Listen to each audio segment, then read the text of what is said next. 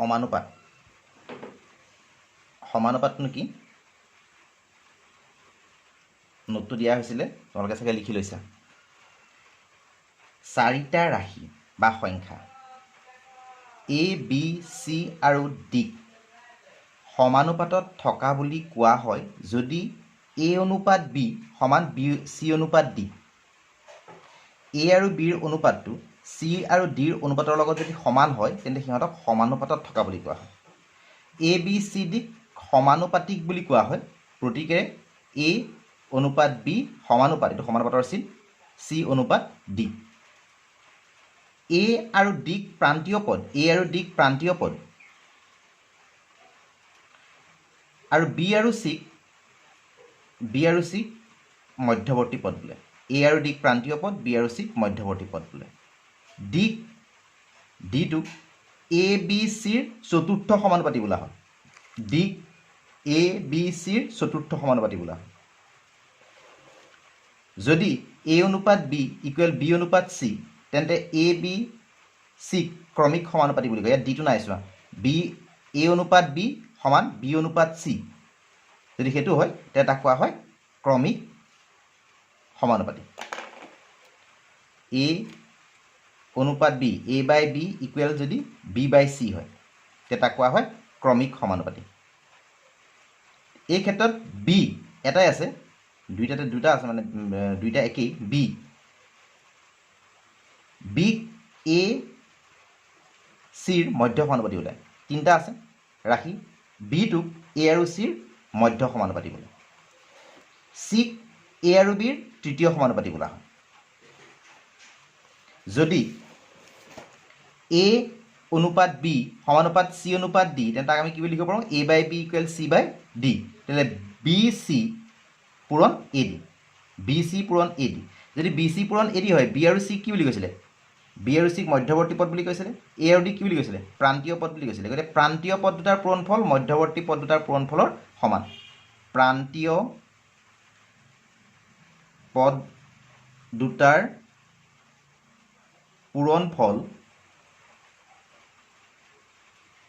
সমান মধ্যৱৰ্তী পদ দুটাৰ পূৰণফল যদি এ বি চি ক্ৰমিক সমানুপাতি যদি এ বি চি ক্ৰমিক সমানুপাতি তেন্তে কি হ'ব A by B equal C by D A by B equal B by C A by B equal B by C তেতিয়াহ'লে ক্ৰছ মাল্টিপ্লিকেশ্যন কৰিলে বি লগত বি পূৰণ কৰিলে বি স্কোৱাৰ এ লগত চি পূৰণ কৰিলে এ চি মানে B square A C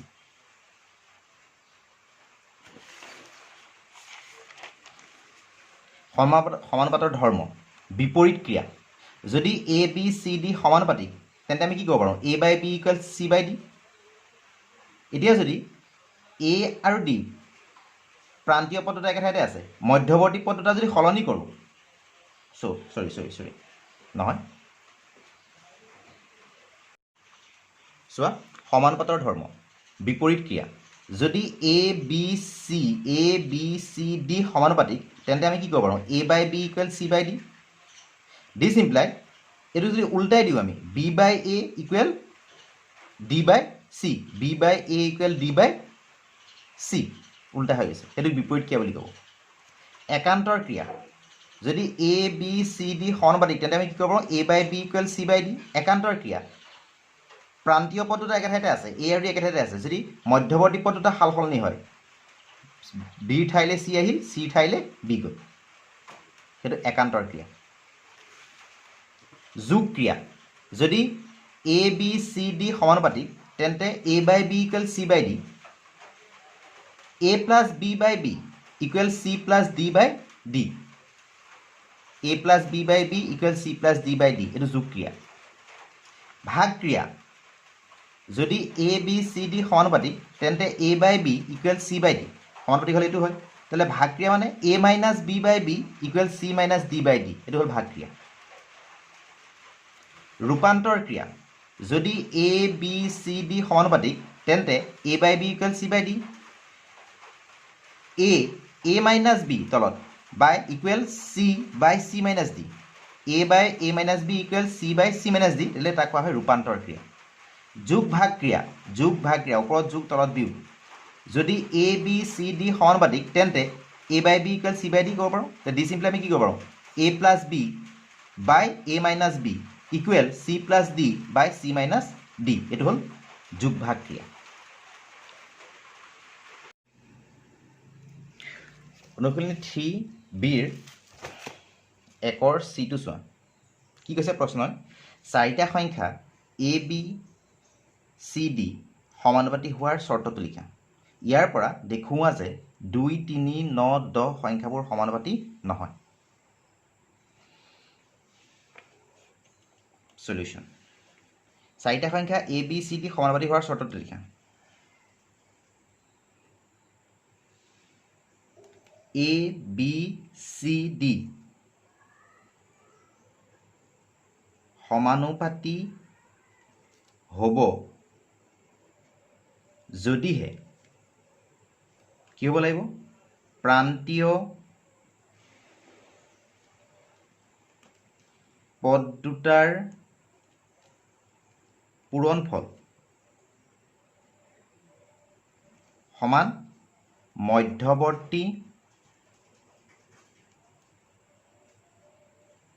পদ দুটাৰ পূৰণফল প্ৰান্তীয় পদ দুটাৰ পূৰণফল সমান মধ্যৱৰ্তী পদ দুটাৰ পূৰণফল অৰ্থাৎ প্ৰান্তীয় পদ দুটাৰ পূৰণফল মানে কি এ ডি সমান মধ্যৱৰ্তী পদ দুটাৰ পূৰণফল মানে কি বি চি ইয়াৰ পৰা দেখুওৱা যে 2 3 9 10 সংখ্যাবোৰ সমানুপাতি নহয় এইটো ক্ৰমত সমানুপাতি নহয়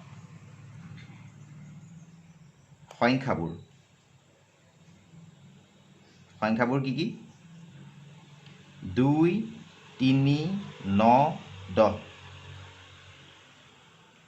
সাধাৰণতে একে ডাঙৰ থোৰটোৰ লগত একে ডাঙৰটো পূৰণ কৰোঁ 2 এটা ক্ৰমতে আছে যেহেতু এটা প্ৰান্তীয়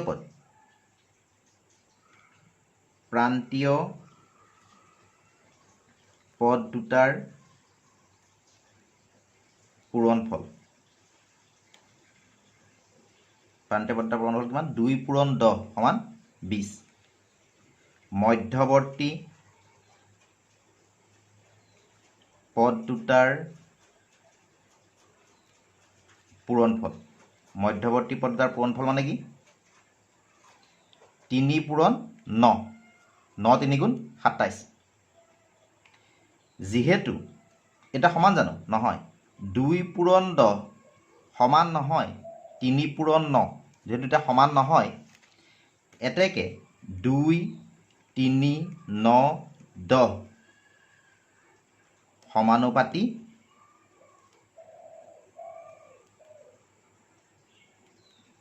সমানুপাতি নহয়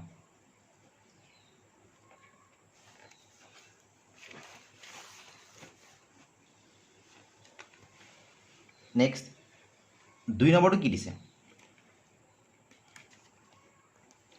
2 নম্বৰটো দিছে 2 9 6 3 সংখ্যাবোৰ সমানুপাতি হয়নে যদি নহয় তেন্তে সেইবোৰ একে ক্ৰমত সজোৱা যাতে সিহঁত সমানুপাতি হয় একে নহয় আচলতে এনে হ'ব লাগিছিল সেইবোৰ এনে ক্ৰমত সজোৱা যাতে সিহঁত সমানুপাতি হয় সংখ্যাকেইটা সমানুপাতি হ'ব পৰা আটাইবোৰ সম্ভাৱ্য ক্ৰম নিৰ্ণয় কৰা সংখ্যাকেইটা সমানুপাতি হ'ব পৰা আটাইবোৰ সম্ভাৱ্য ক্ৰম নিৰ্ণয় কৰা তে ক্ৰম এটাতকৈ বেছিও হ'ব পাৰে সংখ্যাবোৰ সলিউশন কৰিছোঁ সংখ্যাবোৰ কিমান 2 9 6 3 তে এই ক্ৰমটোত প্ৰান্তীয়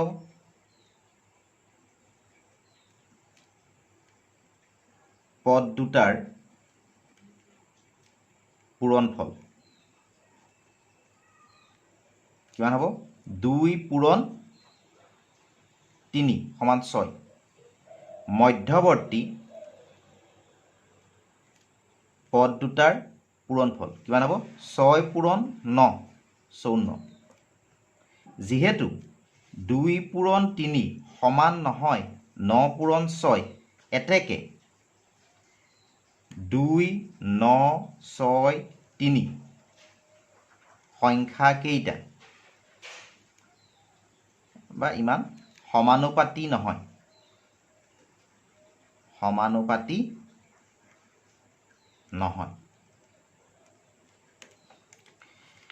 তে এনেকৈ সজাব লাগে যাতে সিহঁতবোৰ সমানুপাতি হয় এতিয়া একেবাৰে সৰুৰ লগত একেবাৰে ডাঙৰটো পূৰণ কৰা 2 পূৰণ 9 সমান 18 বাকী থাকি গ'ল কি তাতকৈ সৰু 3 পূৰণ 6 সমান 18 যেহেতু 2 পূৰণ 9 সমান 3 পূৰণ 6 এটা প্ৰান্তীয় পদ তেতিয়াহ'লে প্ৰান্তীয় পদ দুটাৰ পূৰণফল মধ্যৱৰ্তী পদ দুটাৰ পূৰণফল সমান এটা মধ্যৱৰ্তী পদ এতেকে 2 মধ্যৱৰ্তী পদ 3 6 9 সমানুপাতি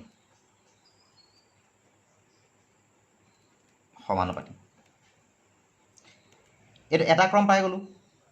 আৰু বাকীবোৰ ক্ৰম বিচাৰিছে তাক যদি ওলোটাই দিওঁ 9 6 3 2 তেতিয়াহ'লে সমানুপাতি হ'ব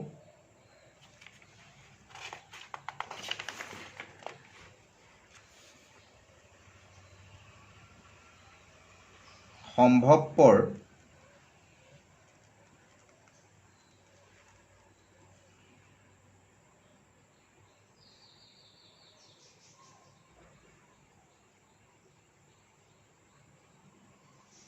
আটাইবোৰ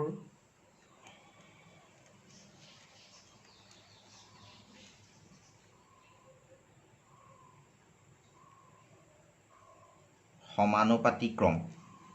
ভাষাটো নিজৰ মতে লিখিব পাৰে সমানুপাতি ক্ৰম হ'ল যদি উল্টাই দিওঁ কি পাম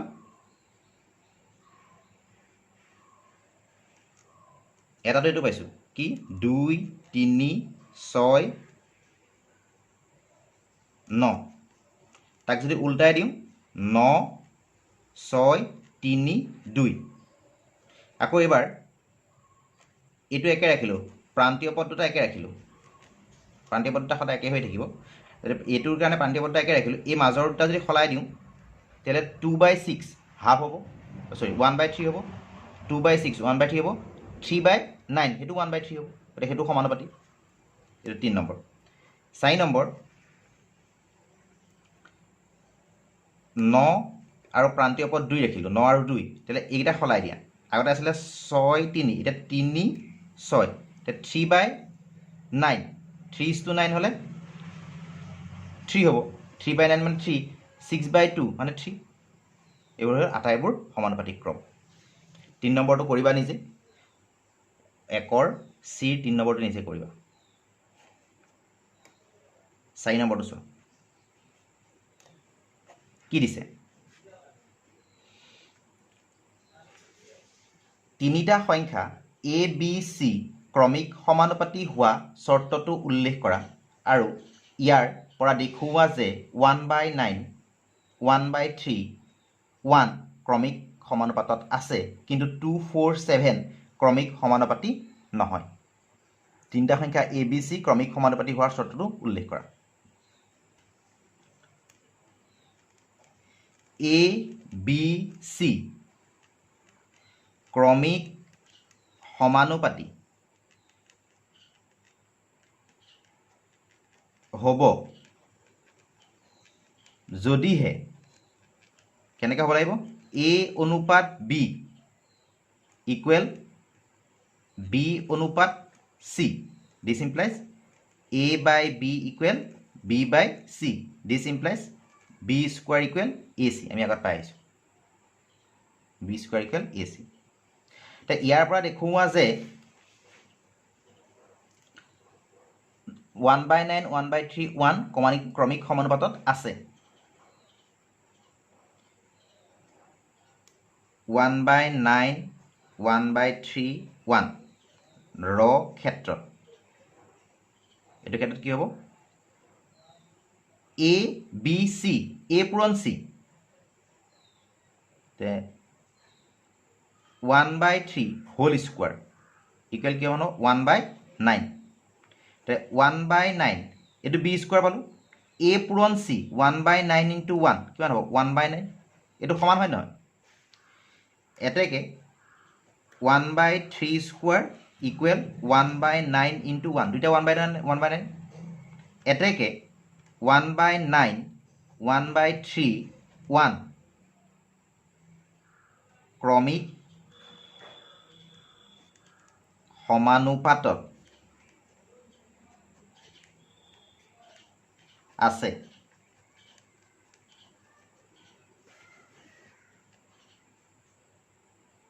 আকৌ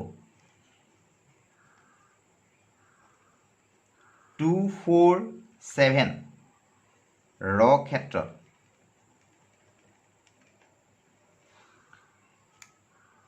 মাজৰটোক স্কোৱাৰ কৰোঁ a b c b square equal 16 কাষৰ দুটাৰ পূৰণফল 2 পূৰণ 7 14 যিহেতু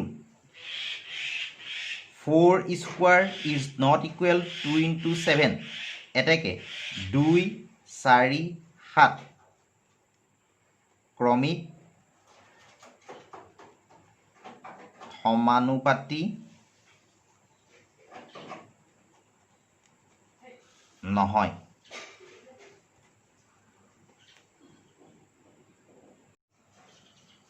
দুই নম্বৰখিনি কি দিছে নিম্নোক্ত সমানুপাতবোৰত যুক্ত হৈ থকা অজ্ঞাত ৰাশিটো নিৰ্ণয় কৰা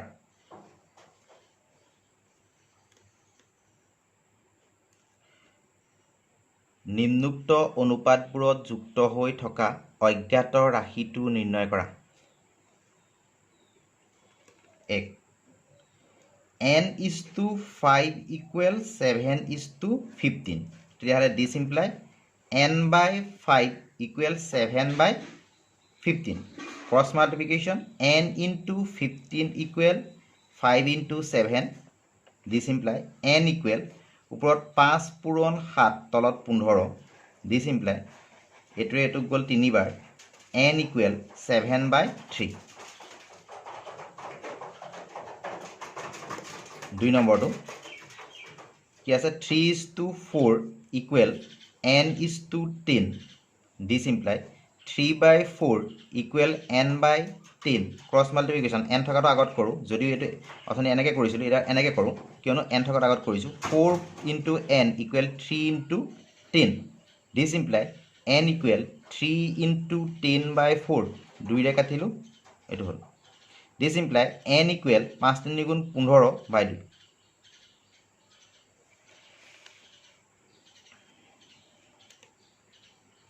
3 নম্বৰটো পাৰিবে হাফ ইকুৱেল n/12 তেতিয়াহ'লে 2 পূৰণ n equal 1 into 12 this imply n equal 1 into 12 দুইটা ফালে পূৰণ হৈ আছে এফালে হৰণ this implies n equal 2 ৰে 12 কাটিলোঁ 6 গুণ 6 4 number 4/3 equal n/30 cross multiplication 3 into n equal 4 into 30 this imply n equal 4 into 30/3 this imply n equal 3 ৰে 30 কাটিলোঁ 10 4 গুণ 40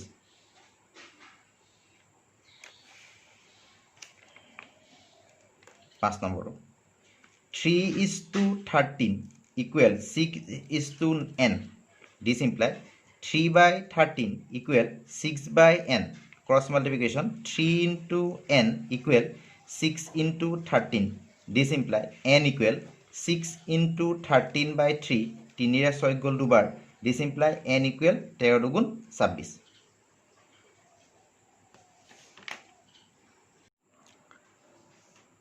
3 নম্বৰখিনি চোৱা সমানুপাতৰ ধাৰণা প্ৰয়োগ কৰি 4টা কলমত 15 টকাকৈ 16টা কলমৰ দাম নিৰ্ণয় কৰা 4টা কলমত 15 টকাকৈ 16টা কলমৰ দাম নিৰ্ণয় কৰা এইটো আমাক 4টা কলমৰ দাম দিয়া আছে 16টা কলমৰ দাম উলিয়াইছে আমি উইকিক নিয়মতো কৰিব পাৰোঁ কিন্তু আমাক কৈছে সমানুপাতৰ ধাৰণা প্ৰয়োগ কৰি কৰিবলৈ 3 নম্বৰ 1টো ধৰো 16টা কলমৰ দাম x টকা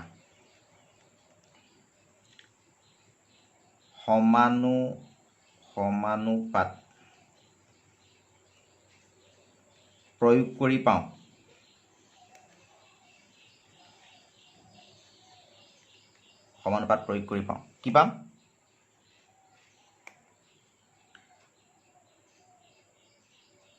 সমানুপাত প্ৰয়োগ কৰি পাওঁ কি পাম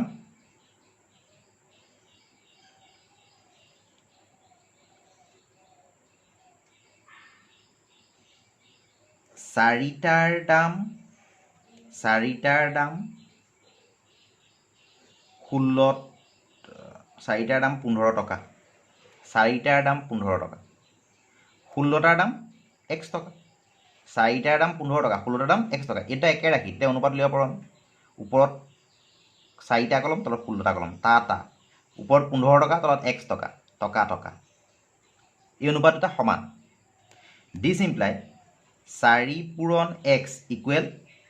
16 পূৰণ 15 দিস ইমপ্লাই x ইকুৱেল 16 পূৰণ 15 বাই 4 দিস ইমপ্লাই x ইকুৱেল 60 এটাকে কি লিখিব পাৰোঁ 16টা কলমৰ দাম 60 টকা এটাকে 16টা কলমৰ দাম 60 টকা তেনেকৈ 2 নম্বৰটো প্ৰতি ডজনত 8 টকাৰ দৰে 30খন ৰুমালৰ দাম নিৰ্ণয় কৰা ধৰো 30খন ৰুমালৰ দাম x টকা সমানুপাত প্ৰয়োগ কৰি পাওঁ কি পাম কি দিছে প্ৰতি ডজনত 8 টকা 12খনৰ দাম 8 টকা 30খনৰ দাম x টকা তেলে 12 পূৰণ x সমান 8 পূৰণ 30 x সমান ওপৰত 8 পূৰণ 30 তলত 12 6 ৰে 5 6 ৰে 2 6 ৰে 5 2 ৰে 4 8ক 4 তেতিয়াহ'লে 5 4 গুণ 20 এটাকে কি লিখিব পাৰোঁ 30খন ৰুমালৰ দাম 20 টকা 30খন ৰুমালৰ দাম 20 টকা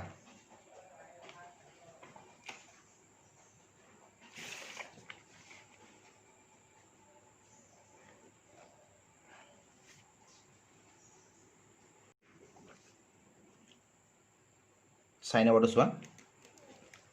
তোমাৰ স্কুলৰ পুথিভঁৰালত গণিত আৰু বিজ্ঞানৰ কিতাপৰ অনুপাত যিমান বিজ্ঞান আৰু হিন্দী বিষয়ৰ কিতাপৰ অনুপাতো সিমান যদি হিন্দী বিষয়ৰ কিতাপৰ সংখ্যা 300 আৰু বিজ্ঞান বিষয়ৰ কিতাপৰ সংখ্যা 450 তেন্তে গণিত বিষয়ৰ কিতাপৰ সংখ্যা কিমান ধৰো গণিত বিষয়ৰ কিতাপৰ সংখ্যা x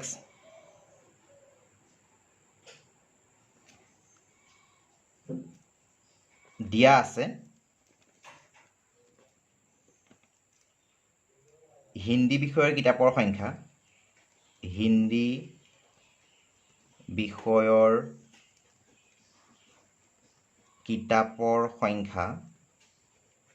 দিয়া আছে হিন্দী বিষয়ৰ কিতাপৰ সংখ্যা